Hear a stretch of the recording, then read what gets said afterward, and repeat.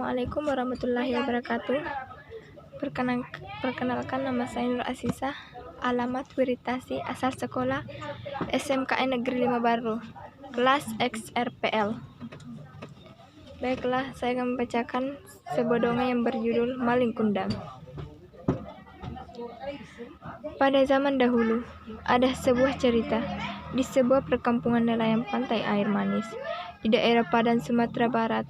Hiduplah seorang janda bernama Mandan Rubaya bersama seorang anak laki-lakinya yang bernama Maling Kundang. Mandan Rubaya amat menyayangi dan memanjakan Maling Kundang. Maling adalah seorang anak yang rajin dan penurut. Mandan Rubaya sudah tua. Ia hanya mampu bekerja sebagai penjual kue untuk mencukupi kebutuhan ia dan anak tunggalnya.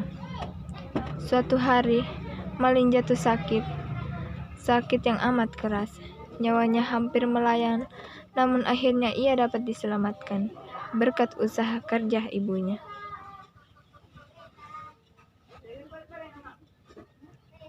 Setelah sembuh dari sakitnya, ia semakin disayang. Mereka adalah ibu dan anak yang saling menyayangi. Kini, Maling sudah dewasa. Ia meminta izin kepada ibunya untuk pergi merantau ke kota. Karena saat itu sedang ada kapal besar merapat di pantai air manis. "Jangan, Maling.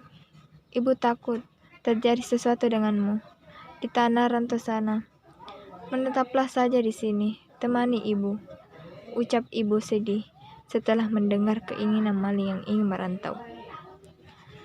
"Ibu, tenanglah, tidak akan terjadi apa-apa denganku," kata Maling sambil menggenggam tangan ibunya. "Ini kesempatan, Bu, karena belum tentu setahun sekali ada kapal besar merapat di pantai ini. Aku ingin mengubah nasib kita, Bu. Izinkanlah," pinta Maling memohon. "Baiklah, Ibu izinkan. Cepatlah kembali. Ibu akan selalu menunggumu, Nak," kata ibunya sambil menangis. Meski dengan berat hati, akhirnya Mandan Rubaya mengizinkan anaknya pergi. Kemudian, Maling dibekali dengan nasi berbungkus daun pisang sebanyak 7 bungkus. "Untuk bekalmu di perjalanan," katanya sambil menyerahkannya pada Maling. Setelah itu, berangkatilah Maling Kundang ke tanah rantau meninggalkan ibunya sendiri. Hari-hari terus berlalu. Hari yang terasa lambat bagi Mandan Rubaya. Setiap pagi dan sore, Mandan Rubaya memandang ke laut. "Sudah sampai manakah kamu berlayar, Nak?" tanyanya dalam hati sambil terus memandang laut. Ia selalu mendoakan anaknya agar selalu selamat dan cepat kembali. Beberapa waktu kemudian, jika ada kapal yang datang merapat, ia selalu menanyakan kabar tentang anaknya. "Apakah kalian melihat anakku, Maling? Apakah dia baik-baik saja? Kapan ia pulang?" tanyanya. Namun setiap ia bertanya pada awak kapal atau nangkoda, tidak pernah mendapat jawaban. Maling tidak pernah menitipkan barang atau pesan apapun kepada ibunya. Bertahun-tahun Mandan Rubaya terus bertanya, namun tak pernah ada jawaban. Hingga tubuhnya semakin tua, kini ia jalannya mulai terbungkuk-bungkuk. Pada suatu hari, Mandan Rubaya mendapat kabar dari nangkoda dulu membawa Maling. Nahkoda untuk memberi kabar bahagia pada Mandan Rubaya. "Mande, tahukah kau, anakmu kini telah menikah dengan gadis cantik, putri seorang bangsawan yang sangat kaya raya," ucapannya saat itu. "Maling, cepatlah pulang kemari, Nak. Ibu sudah tua, Maling. Kapan kau pulang?" rintihnya pilu setiap malam. Ia yakin anaknya pasti datang. Benar saja, tak beberapa lama kemudian, di suatu hari yang cerah, dari kejauhan tampak sebuah kapal yang megahan indah berlayar menuju pantai. Orang kampung berkumpul. Mereka mengira kapal itu milik seorang sultan atau seorang pangeran. Mereka menyambutnya dengan gembira.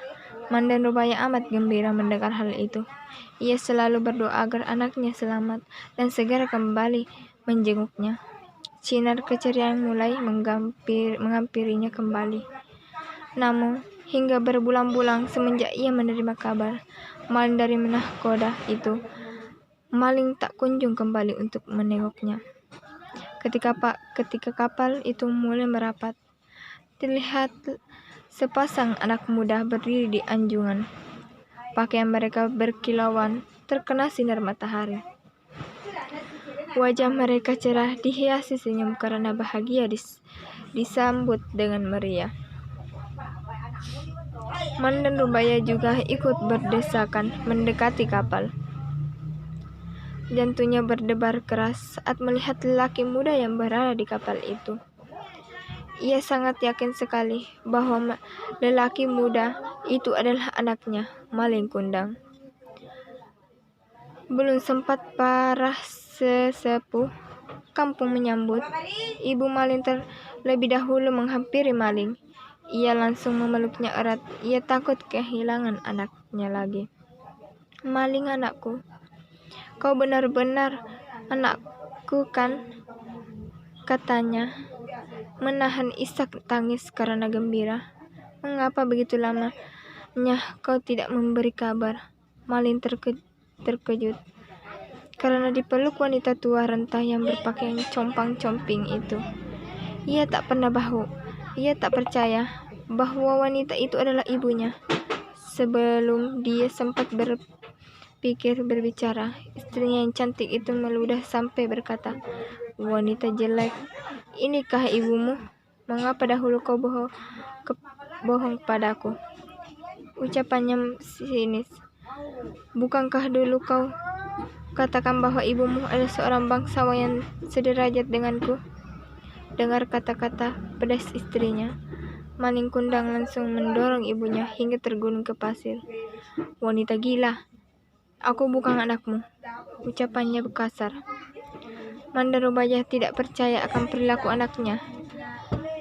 Ia jatuh terduduk sambil berkata, "Maling, Maling, anakku, aku ini ibumu, nak. Mengapa kau jadi seperti ini, nak?" Maling Kundang tidak memperdulikan perkataan ibunya. Dia tidak akan mengakui ibunya. Ia malu kepada istrinya melihat wanita itu beringsut hendak memeluknya kakinya. Maling menendangnya sambil berkata, "Hai wanita gila, ibuku tidak seperti engkau, melarat dan kotor." Wanita tua itu terkapar di pasir, menangis dan sakit hati. Orang-orang yang melihatnya ikut terpanah dan kemudian pulang ke rumah masing-masing. Mandan Rubaya pinsang dan terbaring sendiri. Ketika ia sadar, pantai air manis sudah sepi dilihatnya. Kapal Maling semakin menjauh. Ia tak menyangka Maling yang dulu disayangi tega berbuat demikian. Hatinya perih dan sakit. Lalu tangannya ditendahkannya ke langit. Ia kemudian berdoa dengan hatinya yang pilu, "Ya Tuhan, kalau memang dia bukan anakku, aku maafkan perbuatannya tadi. Tapi kalau memang dia benar anakku yang bernama Maling Kundang, aku mohon keadilanmu, ya Tuhan." Ucapannya pilu sambil menangis. Tak lama kemudian, cuaca di tengah laut yang tadinya cerah mendadak berubah menjadi gelap. Hujan tiba-tiba turun dengan teramat lebatnya. Tiba-tiba datanglah badai besar menghantam kapal Maling Kundang. Lalu sambaran petir yang menggelegar. Saat itu juga kapal hancur berkeping-keping. Kemudian terbawa ombak hingga ke pantai. Esoknya saat matahari pagi muncul di ufuk timur, badai telah reda. Di kaki bukit terlihat kepingan kapal yang telah menjadi batu. Itulah kapal Maling Kundang. Tampak sebongkah batu yang menyerupai tubuh manusia. Itulah tubuh Maling Kundang. Anak durhaka yang kena kutuk ibunya menjadi batu karena telah durhaka. Di sela-sela batu itu berenang-renang ikan teri, ikan belana, dan ikan tenggiri. Konon, ikan itu berasal dari serpihan tubuh sang istri yang terus mencari maling kundang. Sampai sekarang, jika ada ombak besar menghantam batu-batu yang mirip kapal dan manusia, itu terdengar bunyi seperti lolongan jeritan manusia. Terkadang bunyinya seperti orang meratap menyesali diri. Ampun bu, ampun. Konon itulah suara si maling kundang, anak yang durhaka pada ibunya.